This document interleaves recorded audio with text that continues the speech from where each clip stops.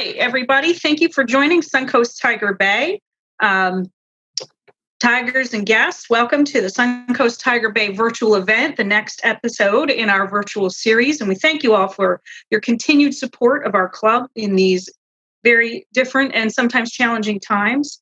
My name is Amy Cianci. I'm the executive director of the Suncoast Tiger Bay Club. And on behalf of the entire board, I'm welcoming you.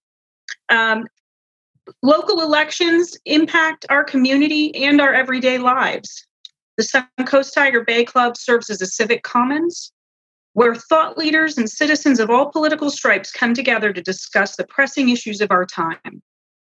With our primary election less than a month away on August 18th, we are committed to keep the conversation going so our members and guests can make informed decisions at the ballot box. Even though we cannot be together at our regular monthly luncheons, Suncoast Tiger Bay will keep bringing you events like this one. Please keep supporting our continuing commitment to delivering timely and informative programming by becoming a member, renewing your membership, or donating today. A donation of $25 or $35, what you would normally spend on your Tiger Bay luncheon, will help sustain our club during these tough times and also allow us to keep you informed and connected to our community. We have so much important content to cover, so let's get started. It is with great pleasure that I introduce our moderator, Adam Smith.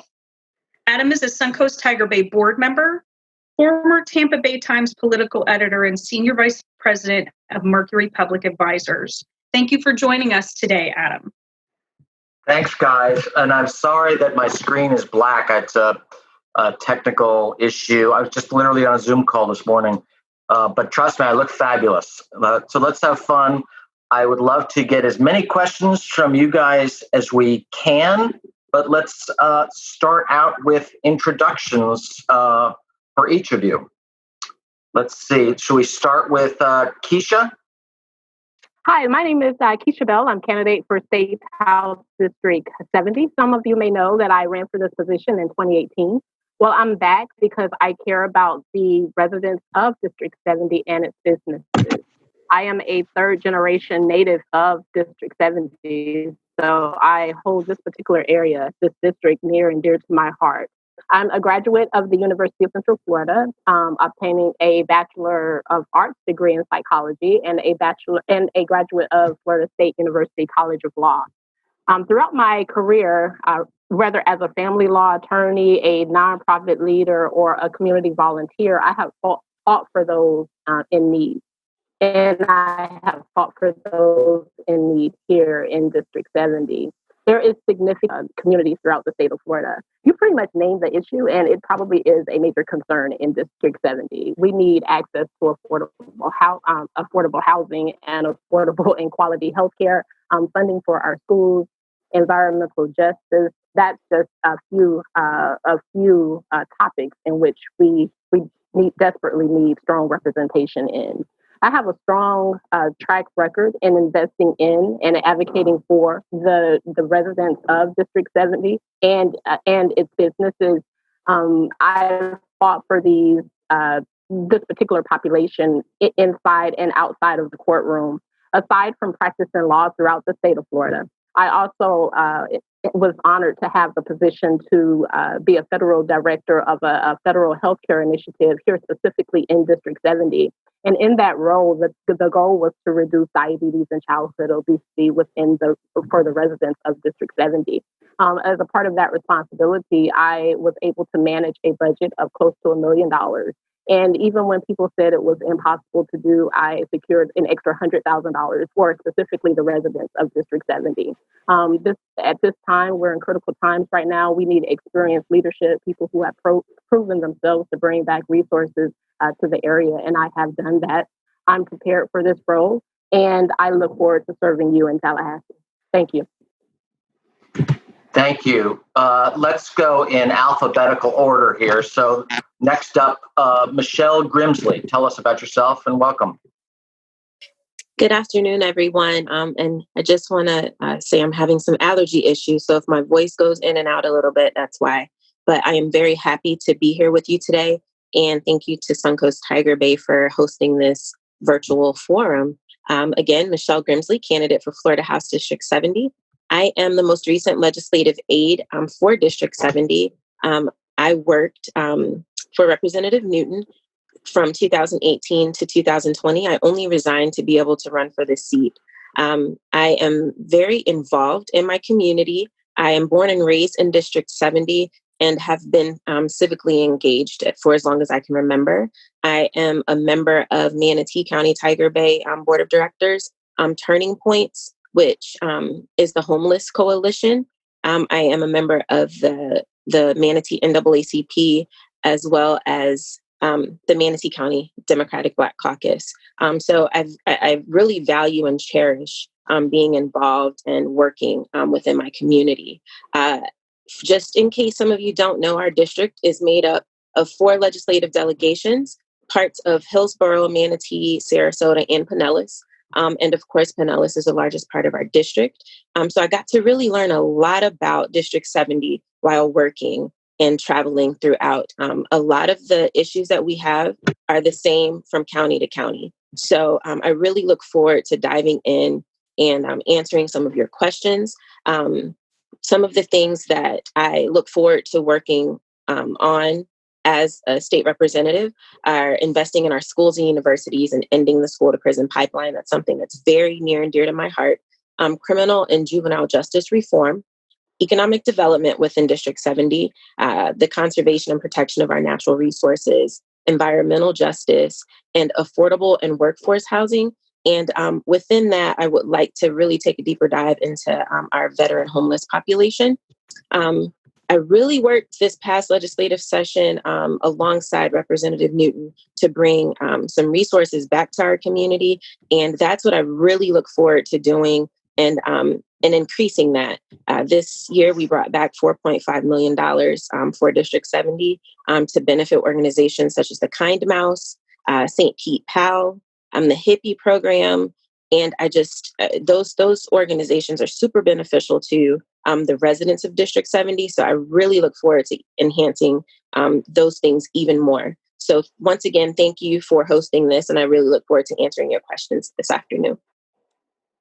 Thank you, Michelle Grimsley. Michelle with 2 L's, Grimsley. And next up, Mark Oliver, still in alphabetical order. Yes, thank you for putting this on first and foremost, and thank you to all the candidates showing up. My name is Mark Oliver, obviously running for District 70, and what I'm focusing on in this race is, number one, is education, because that is our forefront for our future, and making sure our teachers are paid a livable wage, making sure that we can invest in the vocational training, making sure that early childhood education is fully funded. And number 2, very focused on healthcare, because healthcare is not a privilege, it's a human right. Every single person has some type of healthcare scare, or they know somebody who has. And also, disability rights is something very passionate of mine. I am a special needs advocate. I run a nonprofit working with over 400 individuals with disabilities. And us being ranked 50th in the nation is disheartening. We need a voice for the voiceless. We need somebody who's going to step up for the disenfranchised community. And we also need somebody that understands business. And when we're talking about protecting our environment, business and growth can also protect our environment at the same time. And also equitable housing. We hear the talk a lot about affordable housing. I'm going to talk a lot about today about the term equitable housing and how we can make a better socioeconomical diverse communities for all the residents of District 70 so we can feel safe and secure. And once again, my name is Mark Oliver, and I look forward to sharing all of my platforms with you today. And thank you again for putting this on. Thank you, sir. And last but not least for the intro, Michelle 1L Rayner. Thanks. Hi, thanks, Adam. I appreciate Suncoast Tiger Bay for putting this on. So happy to be here and, to be able to share with you. My name is Michelle Rayner. I am a native of Pinellas County. As many of you may know, my uncle, Rudy Bradley, he was Doug Jameson's very first campaign manager, and he then held the seat District 55 before it became what we know now as House District 70. My family comes from a long line of service here in Pinellas County. And after college, I went to the Florida State University, go Noles, and I got my I'm sorry to all the Gators out there. Hope that doesn't deter you, but we got to talk about the best school. And then I went to Florida Coastal School of Law, where I obtained my law degree. And I decided to come back home. And in the interim, before I went to law school, I worked for former state senator Arthenia Joyner. Many of you know her, and you know that if you want to learn the process, if you want to learn how to be effective, that is who she's the master. And so I was really lucky to be able to work for her. She has endorsed me, and I still have a close relationship with her. And then I came back home to not only work as an attorney, but to start a business. So I'm a small business owner as well in Pinellas County. And so my platform is based on equity, and I'm so happy to hear the other candidates talk about equity as well, because that's one of the very first things that I put out when I was running, to talk about equity, not only in housing, not only in education, but right now, we have a crisis in our district with regard to healthcare, with regard to equitable and affordable housing, and also making sure our small businesses are protected. And so I'm excited to be able to share with you and talk with you today about just a few of those things and delve deeper into my platform. So I look forward to sharing with you. I look forward to talking with you. And I look forward to getting to Tallahassee and getting to work. So thank you. I'll kick this off by first acknowledging that when we do these candidate forums, we don't like to admit it, but there's usually one or two people up on the stage or the Zoom camera, whichever, that are not quite ready for prime time and are maybe not the most serious, viable candidates. People don't like to admit it, but that's not the case here at all. You've got three people that are absolutely terrific resumes, qualified, four people, et cetera. So help those that are watching you, those that are paying attention, know what sets you apart. And I'm not even talking about biography unless that's really it, but what makes you, I'm not aware of how you differ on many significant issues. So let's go in reverse order, starting with Michelle 1L Rayner. What really makes you the best candidate, and what sets you apart from the other three? This is a great question, Adam. I mean, and I think that, I have to give kudos to the other three that are here. I think that they're stellar within their own right, but I wouldn't be running if I didn't think that I was the best candidate. And, I could go and talk about my biography, but I think that what really makes me and sets me apart is just the three principles that I operate in. I operate in accountability, transparency, and integrity. Those are the three key principles, I believe, to any part of anyone's life, whether it's personally, whether it's professionally. And because I operate in those three principles, when I say something, my word is my bond. And so when I say that I'm going to do something, I'm going to die trying. Also, because I operate in accountability, transparency, and integrity, I'm able to form relationships with folks that I have a friend of mine who is complete opposite. He's from the panhandle of Florida. He is uber conservative. He and I are the best of friends, and we went to law school together, and they call us the odd couple. But, I'm able to form those relationships across the aisle. And so I think that those are two things that are going to be super important in Tallahassee. And as I mentioned, Senator Arthenia Joyner modeled that. She modeled being able to walk in accountability, transparency, integrity, but then also being able to form those coalitions across the aisle. And I've done it in my own career. I've done it as a criminal defense attorney, working with prosecutors, making sure that we can get things done. Also, I have the understanding, I know what I know, and I know what I don't know.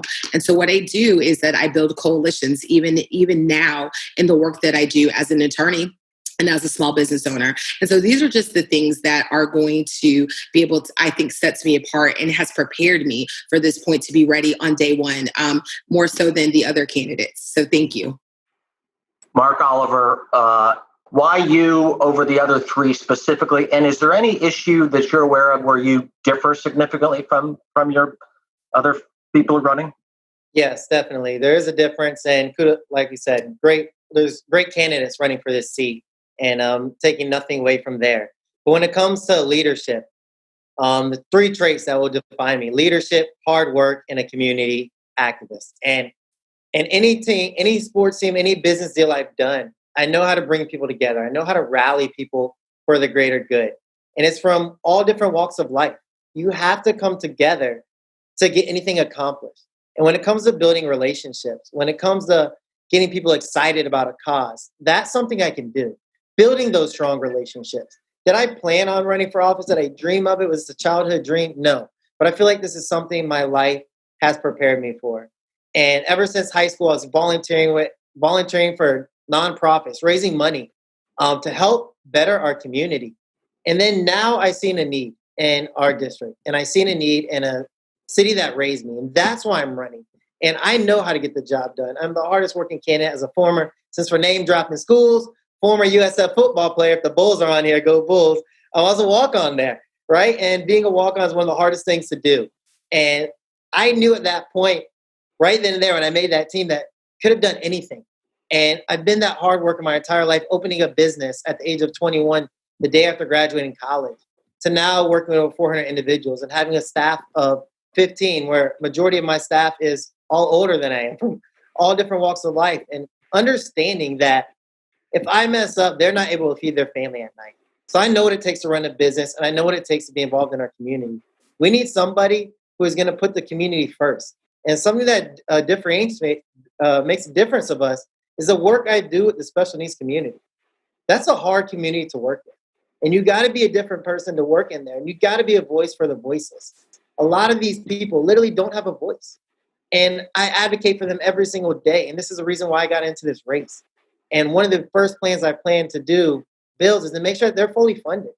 You know, a lot of us don't have a voice in the community. A lot of us don't have a say. We've been overlooked for far too long. And I'm that voice. And that's what separates me. And thank you for that question. Thanks. Michelle 2Ls Grimsley, what sets you apart, and are there issues that you really differ from your competitors with? Yes. Once again, this is an awesome question because so many times we all have the same thought processes when it comes to our issues because we are of the same party. But what sets me apart is my current experience and temperature on what's actually going on in the House right now. I have those relationships built that are going to be necessary to be effective as a state representative.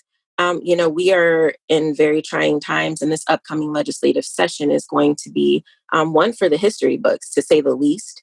And you're going to really need to have already established relationships to be able to bring resources and appropriations back to our district because our budget is going to be something that the other side of the aisle really does have their finger on, even more so than in the past.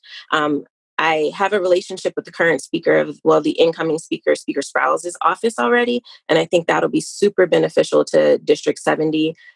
We all talk about working across the aisle and how important that is. And I've gotten hands-on experience in doing that, and hands-on experience with meeting with our current state agencies. And, we all have big dreams and aspirations, and we want to do so much for our district, but we really are only going to be able to do so much within those 78 days that we're going to spend in Tallahassee for one legislative session. So, we need someone that's going to be laser focused and that the learning curve is going to be zero. And I'm that person. And one of the positions that I differ on, as far as the other candidates, to my knowledge, is I do totally believe in public education, but I am a pro-education choice candidate. Thank you. And Keisha Bell, do you know the question, what sets you apart, and where do you differ on the issues? Yes, thank you for that question. My life has been, if anyone were to look at not just my resume, but my life walk, you will see that I'm deeply entrenched in public service. Without me even knowing that I would at one day be sitting here, even in 2018,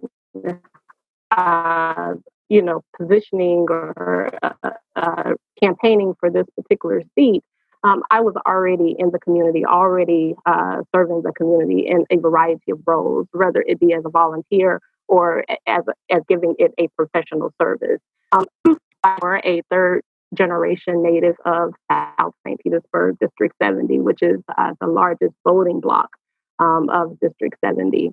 And I was a child who really took to heart when the elders said, go away and, get a strong education, but don't forget about us. Come back to the community and pour into the community that truly developed you, just as the elders did before me. And I was somebody who took that to heart. I took that message to heart.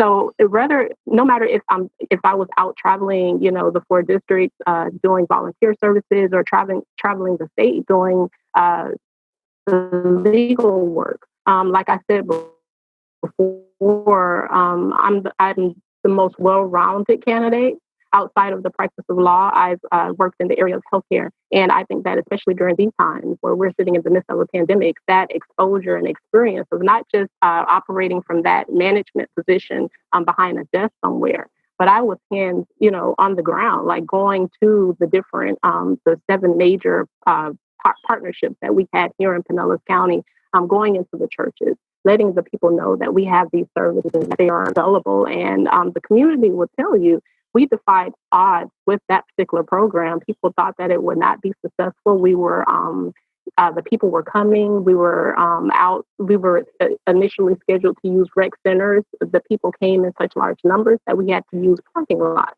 I have a history of going into schools. I've gone into almost every school in Pinellas County, public school in Pinellas County, delivering workshops on bullying and discrimination, and just to try to make a safe learning environment for our youth.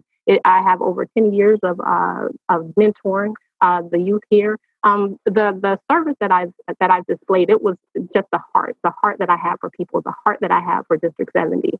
It's long and it's extensive, but those things is what prepared me most for this position, and those things make me the most well-rounded candidate, because District 70 truly is a diverse district.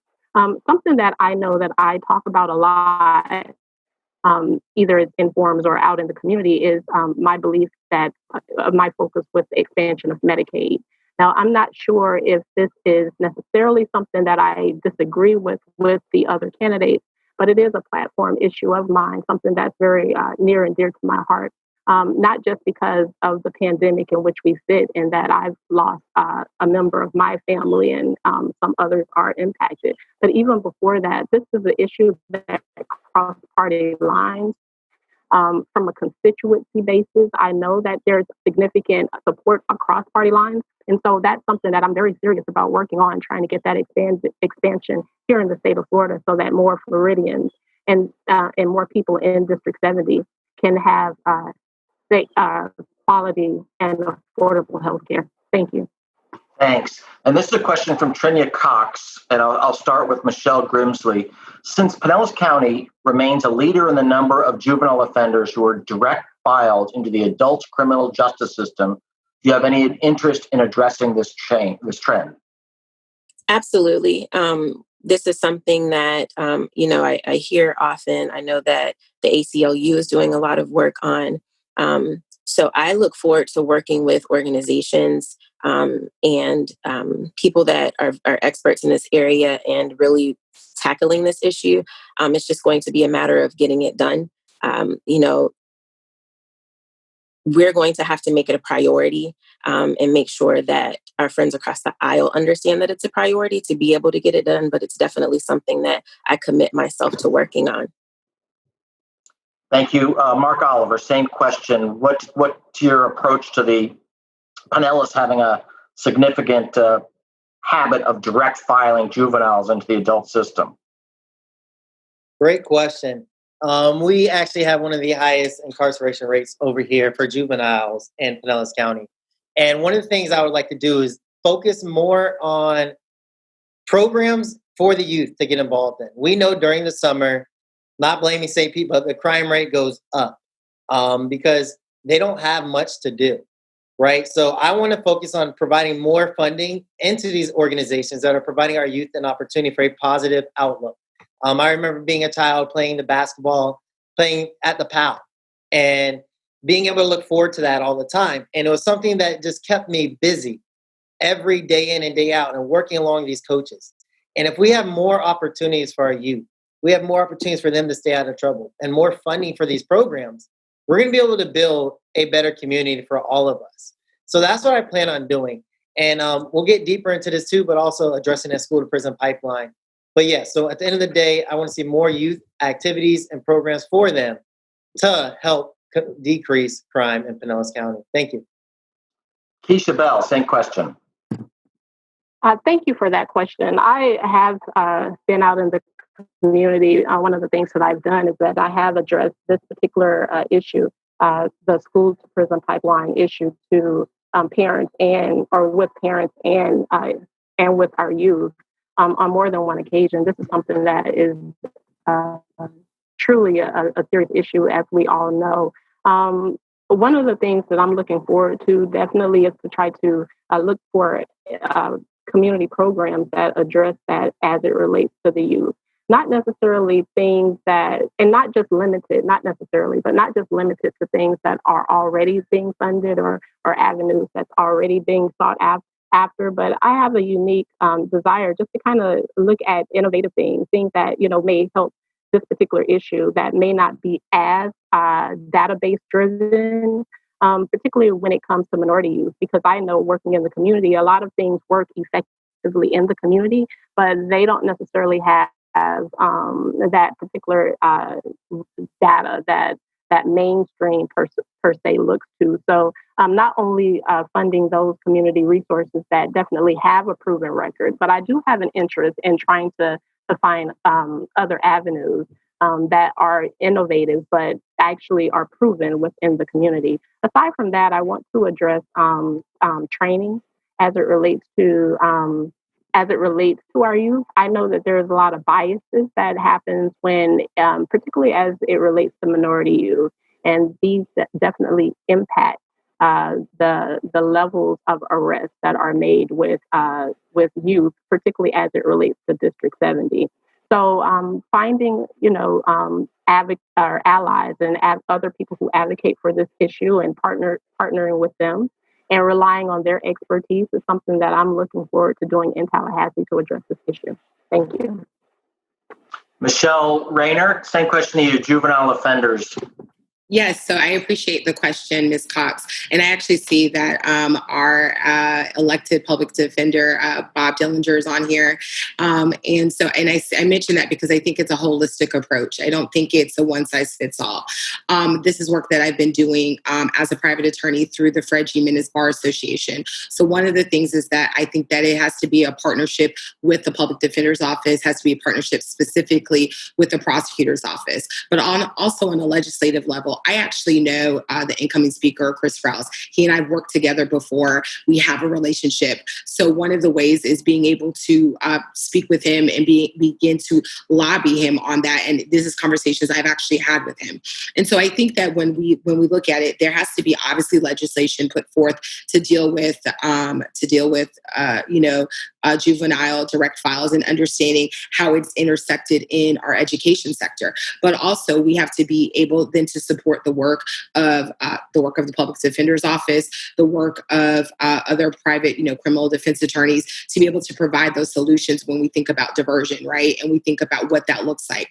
Also making sure that nonprofit organizations have the funding that they need to ensure that they're able to serve our children. And then also dealing with the prosecutor's office. I know right now that Bernie McCabe is going to assume office, and he hasn't been challenged. So continuing having those conversations. I know that I was a part of putting a panel together when we talked about juvenile diversion. We talked about juvenile direct files, and I believe Mr. Dillinger was present. I believe also Mr. McCabe was present, and we had those conversations and bringing that to the forefront and coming up with solutions. So I don't think it's a one size fits all. It's just purely legislative, or we just work with nonprofits, or we just work with the public defender's office and or the prosecutor's office, but it's a holistic approach and understanding that what's also happening in schools is feeding the school to prison pipeline and also feeding that direct file pipeline as well. And like I said, this is work that I've done. This is work that I will continue to do. Obviously, with my relationship with incoming Speaker Sprouse, I'll be able to start moving that ball forward. Thanks. This question comes from Matt Lettler, and I'll start with Mark Oliver. The current occupant of this seat, Wenge Newton, voted to strip Pinellas County of our only independently accredited university when he supported an amendment in 2018 that mandated the consolidation of USF St. Pete and USF Sarasota Manatee and USF Tampa. Would you have voted to support consolidation, Mark? Well, as I shouted out, my former alum, I'm a product. I graduated from the University of South Florida. So no, I would have not, especially when they're a big piece into our entire community, one of the top schools in the nation. So no, I would not have supported that. I graduated from the university, played football at the university. I still have strong ties at the university. I'm a donor to the University of South Florida, and I participate in all of their meetings there. So no, I would not have supported that legislation. Thank you. Michelle Grimsley, what do you want to say to your old boss? So I can't speak to his vote. I can only speak to what my vote would have been. But what I can tell you is that prior to having conversations regarding the consolidation with those people from those various universities, I would have said I would not have supported it. But after having spoken to them and understanding the resources that they've gained now, and having that knowledge, I would have supported the consolidation. Thanks. Michelle Rayner. Based on my limited information with regard to it, I would probably have voted no. Obviously, I wasn't privy to the information that Ms. Grimsley has indicated, but based on the limited knowledge that I have, at this point in time, my answer would have been no. Thanks. And Keisha Bell. My answer would have been no. That was my position in 2018, actually, and I maintained that position. It would have been no had I had to cast a vote at that time. Thank you. JC Pritchett asks, and we'll start with Michelle Rayner. I think you're the only one who hasn't started one of these rounds. Where are you currently employed? I'm a small business owner, and I own Civil Liberty Law, which is a small law firm located in Clearwater, Florida. 7 minutes from my parents' house, so my mom is very happy about that. Keisha Bell, where are you currently employed? Thank you for that question. Being a licensed attorney, I am self-employed. I do legal work as well as I do some contracts within the community. Mark Oliver. I am also a small business owner. I am employed at Specially Fit Foundation. We are a nonprofit, and we serve individuals with developmental disabilities all across Central Florida. We have a large staff, so that's where I'm currently employed at. Michelle Grimsley. I'm currently an independent contractor working in the area of development for a nonprofit educational consultants consortium. And that organization works to in the summer academic side and enhance resources for our school children in Manatee County. Thank you. Public Defender Bob Dillinger asks, Florida ranks last in the nation in per capita funding for mental health services. What would you do to change that, and how would you do that? And let's start with Keisha Bell. So for me, this goes back to, and what I'm looking forward to doing in Tallahassee is advocating for the expansion of Medicaid. I mean, I know that mental health is a huge issue. I know that there definitely are multiple ways to address this particular issue, and I'm open to hearing all of those ways. But initially, one of the things that I am committed to doing is advocating strongly for the expansion of Medicaid, and I know that that is an area that will help people obtain mental health services through that particular means. Michelle Rayner. So this is an issue that's close to my heart. My mom is a retired mental health social worker. So I have seen her advocate in this area over the years, and I know the work that Mr. Dillinger has done as well. And so I 100% agree. And I think that once again, it's a holistic approach. One, we need to look at expanding Medicaid and in the state of Florida, and to have that include mental health services. But also, I think that we need to make sure that our organizations that are nonprofits who are dealing with folks who have mental health challenges and mental illness challenges are able to be supported in that. And so, once again, I think that there needs to be money, and we need to look at what we're allocating our money to. I know that everyone's like, it's money, money, money, but I think that, a budget is a moral document. So what you care about is where your money is going to go to. And so I think that we need to look at that. But also, even within the court system, as a criminal defense attorney, I know that there are people that I have represented that really the crux of the issue is a mental health challenge. And when I am saying, hey, listen, I don't think that this is an issue of, I just am out here committing crimes because I want to commit crimes, but there's something deeper going on. What services do we have available? And so when we have things like Veterans Court or mental health court or those kinds of things, making sure that there is enough funding, not just, appropriate, but enough funding to make sure we can continue those services, and then supporting those community organizations that are going to provide those services. So I think it's a holistic approach. And it's really sad because we could do so much more in this area of mental health. And we know that we have the statistics, we know what's going on, and we're choosing not to. So I think that we have to make it a priority as well, especially with folks who are having contact and access with the courts. Thank you. Michelle Grimsley. So this is something that I think is definitely necessary. And, we see how mental health affects us in various ways throughout not just our state, but especially District 70.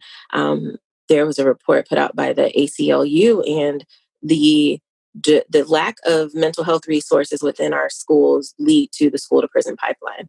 And we know that the First Lady of Florida has made this a priority, and I'm hoping that it continues, even though we are going through all of these budget cuts and things due to COVID-19. But to bring up COVID-19, that's going to show that we're going to need even more mental health services because it has had such an emotional and a mental impact on our community.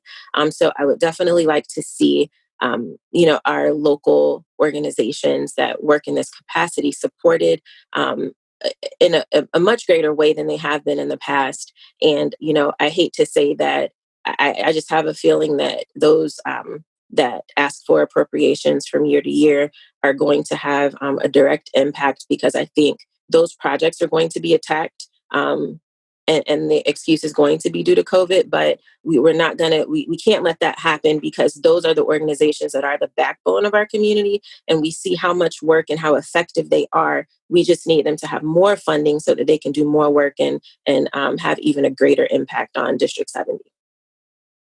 And am I forgetting? I think, Mark Oliver, you've not answered that, right? Not yet. And, mental health is very important to me. And we need to address this now. We need more funding, especially now since COVID has hit. Before COVID was here, roughly twice a week in Florida, there was a child or a teenager who would take their life. And that has increased over 50% over the last decade.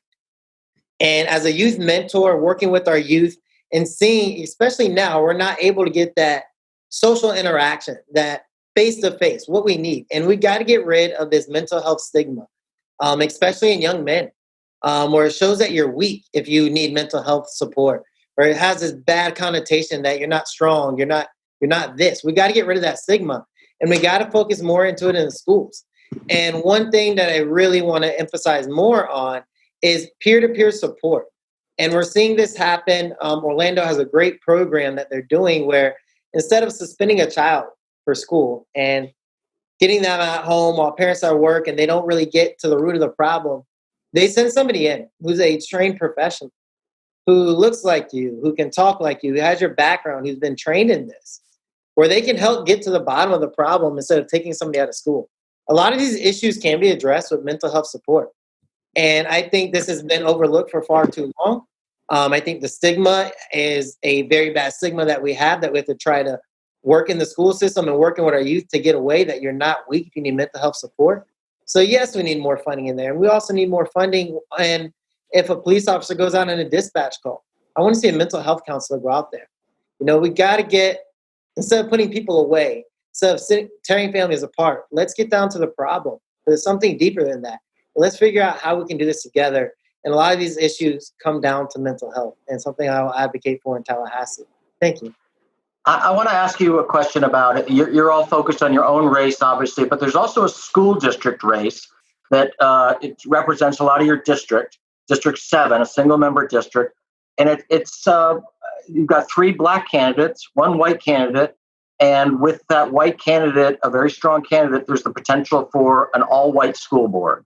So my question, starting with you, Michelle Rayner, is should we be colorblind in terms of how we choose our candidates, or should Carl Nurse, the white guy, popular guy, step aside as some members of the community would like? What's your view on that race? Now, Adam, with this question. Now, Adam. We got to have some fun. We got to shake it up a little, right? Right. So first off, I'm never going to tell anyone that they should not run. That is not my place to tell anyone that they shouldn't run. I feel that if people feel that they want to serve their community, they have the right to run. They have the right to put their name in the hat. But with that being said, I will say that representation matters. In representation across the board and at every intersection, it matters. So do I think that there is benefit in having a diverse board? Absolutely, because diversity of mind, diversity of thought, diversity of lived experiences is what we need to be able to make some of the tough decisions that we have, facing our school children and facing, and facing parents and teachers. So, I'm never going to tell anyone to step aside, but I think that there is value in having diversity, not just based on race, but based on the lived experience that your intersection of being a possibly Black male, Black woman candidate may have on the school board, especially if the school board doesn't have that diversity. Michelle Grimsley, what's your view on that? I'm pretty much going to agree with my fellow candidate here. I don't believe that we have the right or the place to say someone shouldn't run for office. It's our right. And I commend anyone that steps up to do this. It's not an easy thing to do. But I do value diversity within our school boards and local organizations. It's something that I think is super important. That is a strong slate of candidates. And it is unfortunate that we even have to have this discussion, but I will just tell you that I think that representation and diversity on especially school boards, where you're going to have the possibility of a subsection of students, their views not totally understood or maybe not totally represented because of lack of diversity. Keisha Bell. This question. Okay. I'm someone also, I agree with what has already been stated. I definitely don't believe that you should be able to tell someone who meets the qualifications for being on the ballot that they should not be on the ballot. There was a period of time when, me being a Black woman wouldn't get an opportunity to be on this ballot or any other ballot. And that would have been an injustice and completely unfair. Because, as I sit here today, qualified to be on the ballot, if I was faced with a situation that simply because of these particular categories in which I was born to have inherently, if that was a disqualifier, then we've already been through that particular time in history. And we're working, hopefully, in a majority to collectively be truly progressive. With that said, I do believe that the voters have to make the decision on it. That's what it's going to come down to.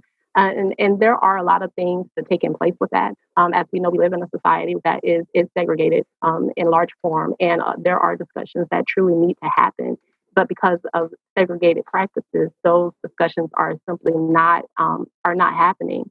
So unfortunately, you have either conscious or subconscious voting in particular ways as a result of that. So I think that us as residents, as constituents, as members of this country, we have to, gut check ourselves and make a very strong stance within ourselves. Do we believe that we want to have diverse representations, not just in elected positions, but in management of corporations and nonprofits and in schools, whatever the situation is? Do we want diversity? Is that something of value to us collectively, or if it's not?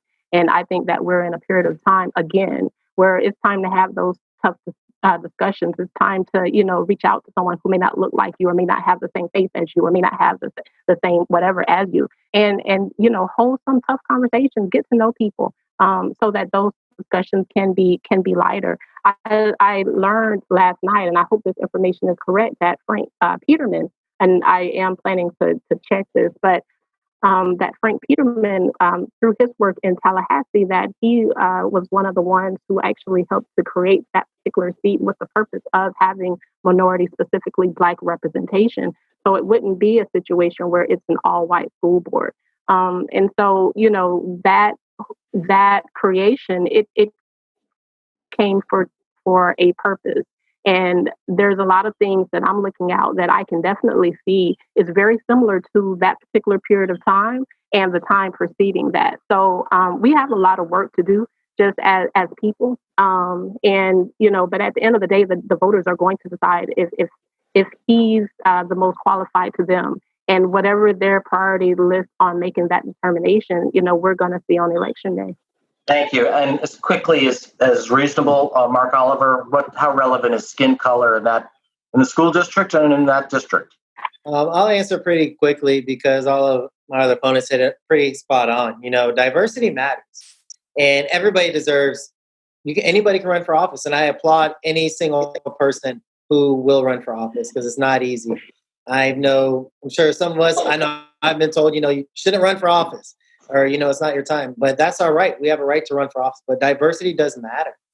And that's when it comes to, as we grow and as we try to grow our party and our community, that we work together, where we make sure that we line ourselves up for the best opportunities to have diversity at the table, where we have these conversations with our community leaders on these forums.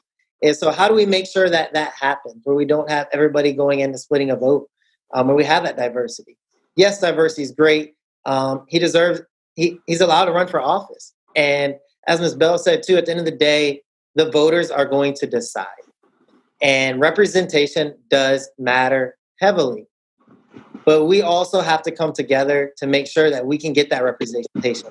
That we're not, I seen a post the other day where we just don't want 1 to 2 people on city council of color.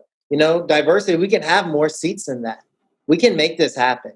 And as I said before, it comes down to our community, us working alongside each other, and even the people on this panel today, everybody, even the candidates, to make sure that we have a seat at the table.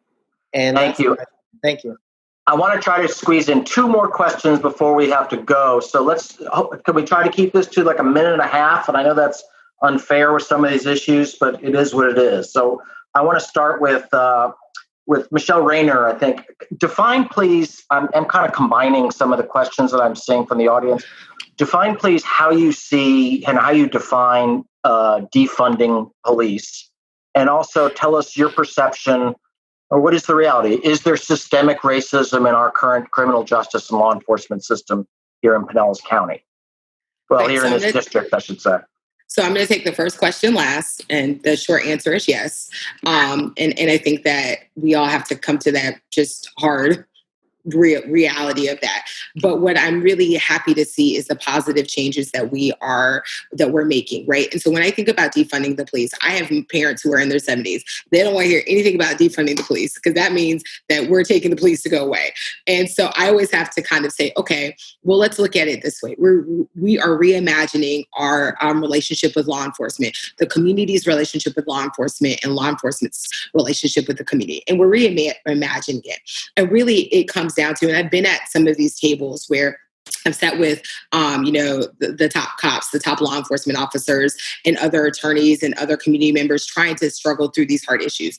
One of the things is we're looking at a divestment from police budgets into a reinvestment into other areas within either law enforcement or within either the community. And so, for example, Chief Holloway, what he did, instead of hiring more law enforcement officers, he said, listen, I'm going to forego this money that I'm going to get, and I'm going to establish a program, the call team, that's going to allow social workers and folks who in that area, that if people are experiencing a mental health crisis, or if a child has been is missing school, that instead of deploying an officer, I'm going to send a social worker. So I think, once again, that's reimagining the way that our community moves with law enforcement and how we and how we function. And I think also the aspect when I look at defunding the police is talk about the community policing. There's an officer that I follow. His name is Officer Tommy Norman, and he's out of Arkansas. And everyone in his community knows him. Black, white, doesn't matter. They know him and they love him because A, he lives there, and B, he's passionate about serving the community. He's passionate about having conversations with the community. He's passionate about building with the community. So when something goes wrong, and this is a white officer in a majority black community. When something goes wrong, they know that they can come to him because there's a built trust. And so I think right now we're at a stage in our community, a stage in District 70, where we are actively working to reimagine that relationship and to repair the trust that may have been broken, and to make sure that we all can be on the path that we need to be on.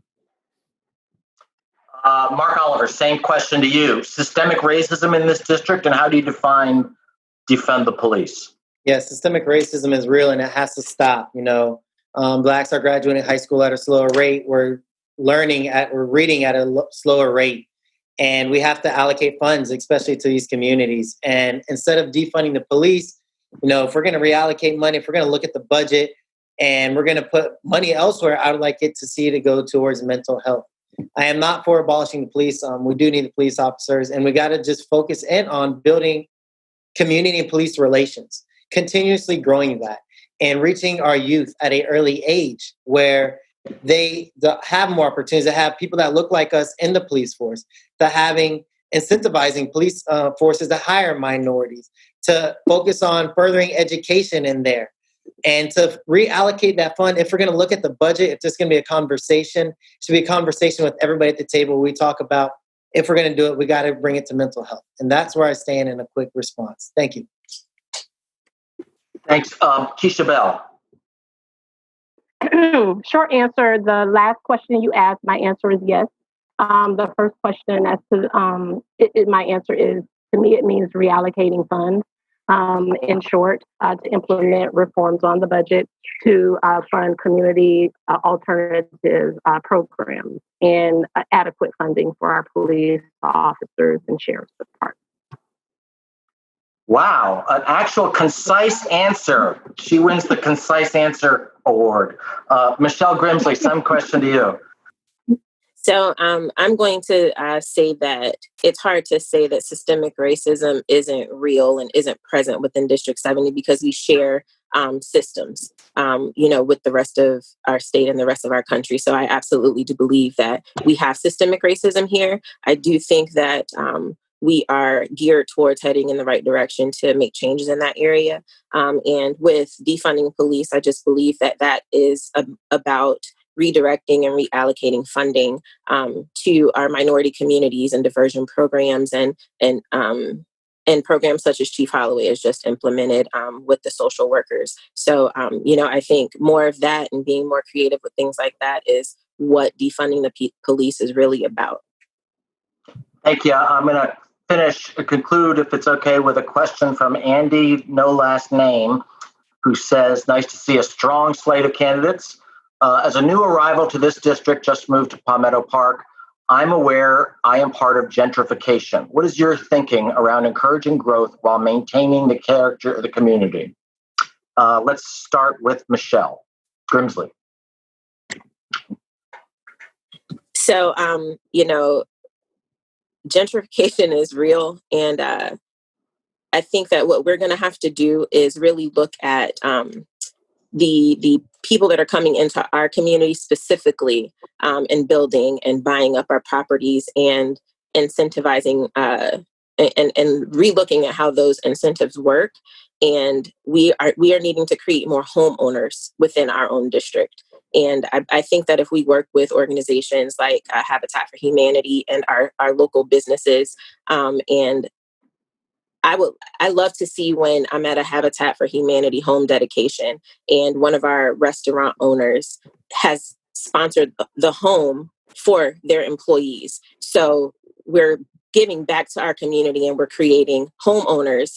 And that in turn gives us more pride to live and reside in our district. But I think that we need to make sure that we're not allowing people to come in and take over and push us out. We've seen it time and time again, and we're going to really need to work with our local municipalities and have true partnerships in order to work on this issue.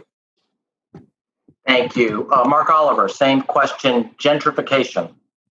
Yes, we see it happen, especially right here in St. Pete with all the high rises coming in and our community being pushed out.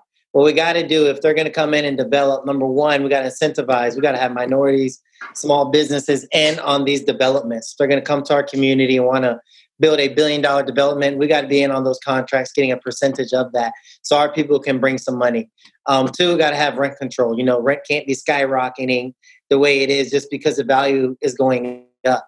If you're going to come here, you're going to develop, you cannot be coming in and skyrocketing the rent. It has to be at a cap rate where our people can stay in our communities instead of continuously pushing us out. As Ms. Grimsley hit on earlier, home ownership is a big deal. Partnering with banks to incentivize minorities to have an opportunity to obtain a loan to own their own home so we can build generational wealth for our families. That's the best way to do it, partnering with Habitat of Humanity.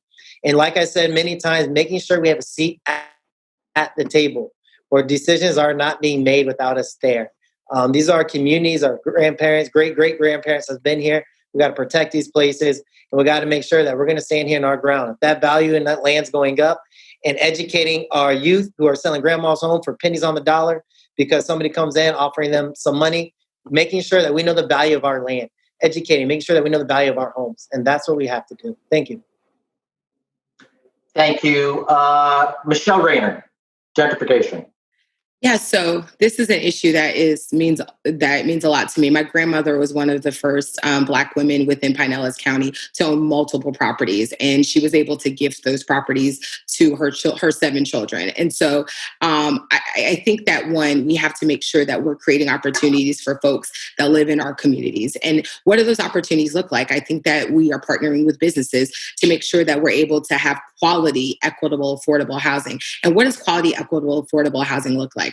If you're in an area of St. Pete, Bartlett Park, and you are wanting to ensure that people from the community can live there, maybe not building a house that's going to cost $400,000, but possibly partnering with the local municipalities, city government, county commission, and also whatever partnerships we can offer from the state level to make sure that homes are within reach for folks that currently live there. Because I think that, for me, home ownership is a key. I think that, yes, there are folks who simply don't want to own a home. And so we need to make sure that rent stays appropriate. We need to make sure that folks, the housing authorities are able to provide vouchers and the incentives they need to folks to be able to live there, but also making sure that when we are building homes, it's within reach of folks who are in District 70.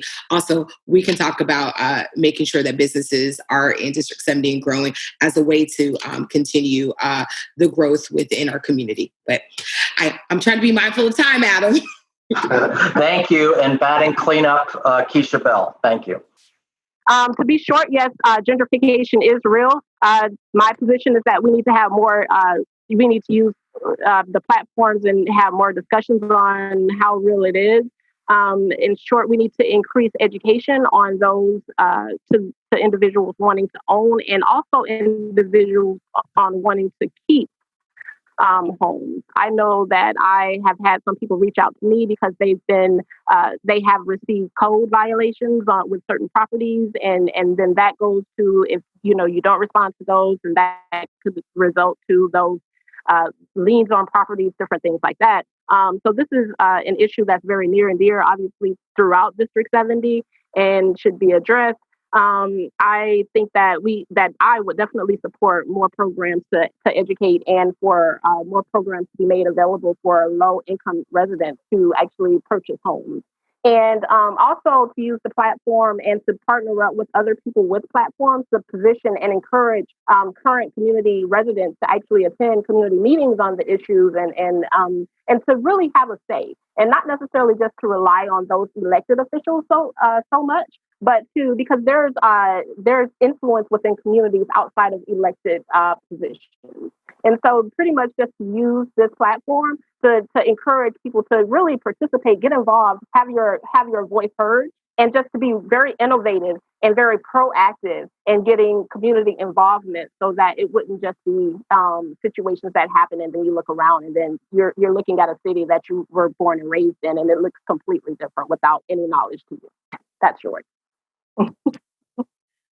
Thank you, everybody. Candidates, we know that campaigning during a pandemic has been proven to be a special challenge.